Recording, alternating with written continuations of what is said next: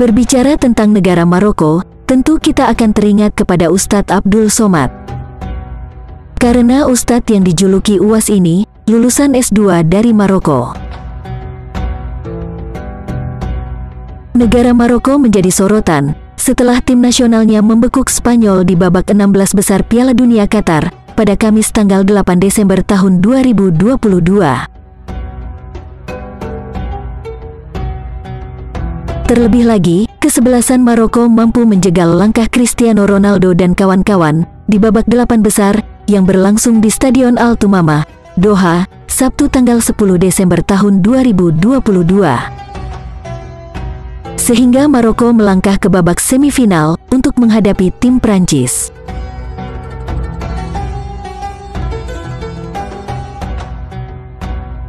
Sejarah pun tercipta. Maroko menjadi negara Afrika pertama, sekaligus Arab dan Muslim pertama, yang mampu melangkah hingga semifinal Piala Dunia Sepak Bola FIFA.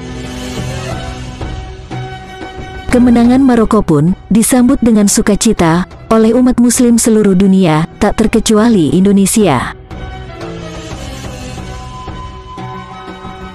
Berikut ini fakta-fakta tentang negara Maroko yang harus umat Muslim ketahui.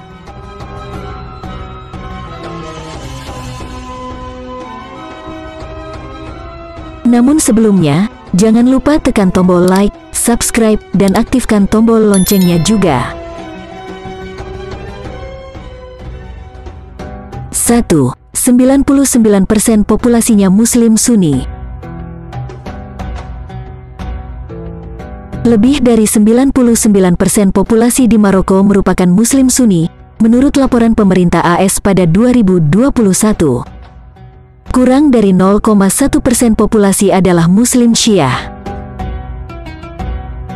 Sementara kurang dari 1% dari total 36,4 juta penduduk Maroko merupakan Kristen, Yahudi, dan Bahai.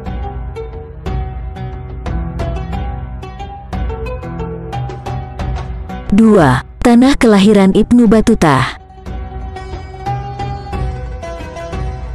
Maroko ada tempat yang memiliki kedudukan tersendiri dalam lembaran sejarah, karena di sanalah tempat lahirnya seorang penjelajah dan pengembara bernama Ibnu Battuta.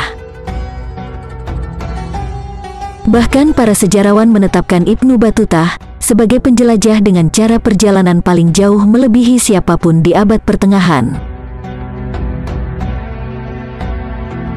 Jelang akhir hayatnya, Ibnu Battuta bahkan sempat menulis sebuah buku yang berisi kisah perjalanannya, yang jika judulnya diartikan dalam bahasa Indonesia, yaitu Hadiah bagi para pemerhati negeri-negeri asing dan pengalaman-pengalaman ajaib.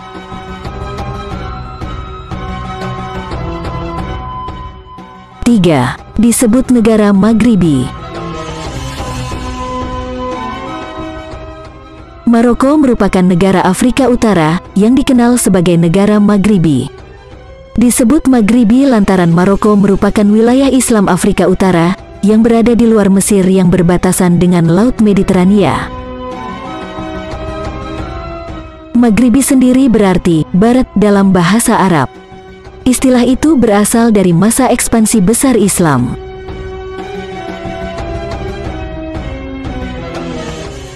4. Punya dua bahasa resmi. Maroko memiliki dua bahasa resmi, yaitu bahasa Arab dan Amazigh. Namun Maroko juga punya bahasa asing yang dominan yakni bahasa Prancis. Bahasa Spanyol juga sering digunakan di provinsi utara dan selatan.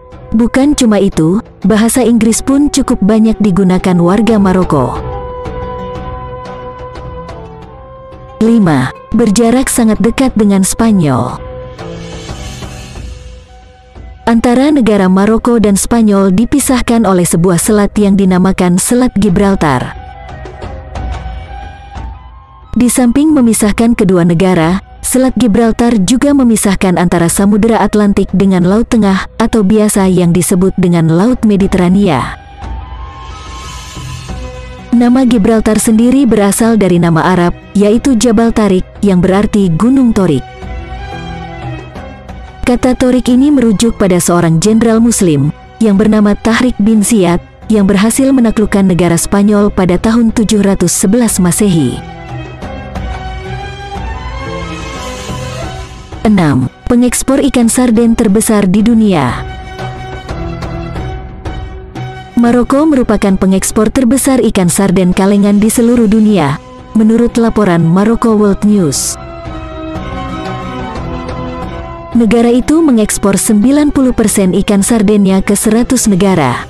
Pada 2021, Kementerian Perikanan Maroko menyatakan bahwa ikan sarden kaleng mereka mewakili 53% dari total ekspor makanan laut di seluruh dunia.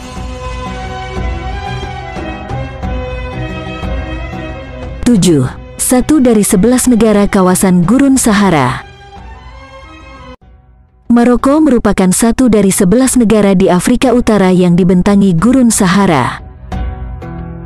Maroko bersama-sama dengan Aljazair, Chad, Mesir, Libya, Mali, Mauritania, Niger, Sahara Barat, Sudan, dan Tunisia berada di antara bentangan 9,2 juta kilometer persegi gurun terpanas di dunia itu. Selain itu, Maroko merupakan salah satu negara Arab yang terletak di kawasan Afrika Utara. Maroko adalah sebuah negara yang memiliki garis pantai yang sangat panjang di Samudera Atlantik. Secara geografis, Maroko memiliki wilayah yang sebagian besar terdiri dari gurun dan pegunungan yang terjal. Kota baru Chefchaouen, salah satu destinasi wisata yang populer di negara Maroko.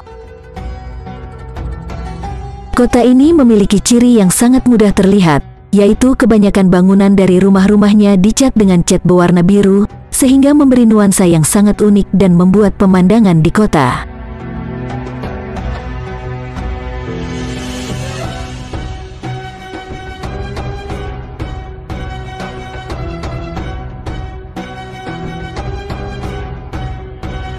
Maroko merayakan 3 tahun baru yang berbeda dalam setahun.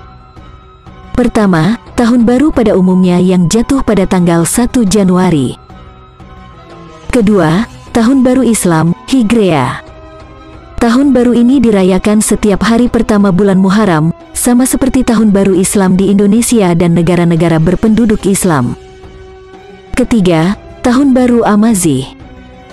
Tahun baru ini dirayakan pada hari pertama dalam kalender pertanian yang digunakan untuk menandakan permulaan musim panen. Maroko sempat menyatakan keluar dari Uni Afrika pada 1984 karena organisasi regional 55 negara itu mengakui kemerdekaan wilayah Sahara Barat yang dipersengketakan. Maroko kala itu mengklaim Sahara Barat yang juga merupakan anggota Uni Afrika. Namun badan kontinental itu justru mengakui kemerdekaan Sahara Barat hingga membuat Maroko kesal dan memutuskan keluar. Pada 2017, Maroko pun kembali bergabung dengan Uni Afrika setelah 30 tahun. Kembalinya Maroko itu didukung oleh 39 negara dan ditolak oleh 9 negara di Afrika bagian selatan kecuali Eswatini.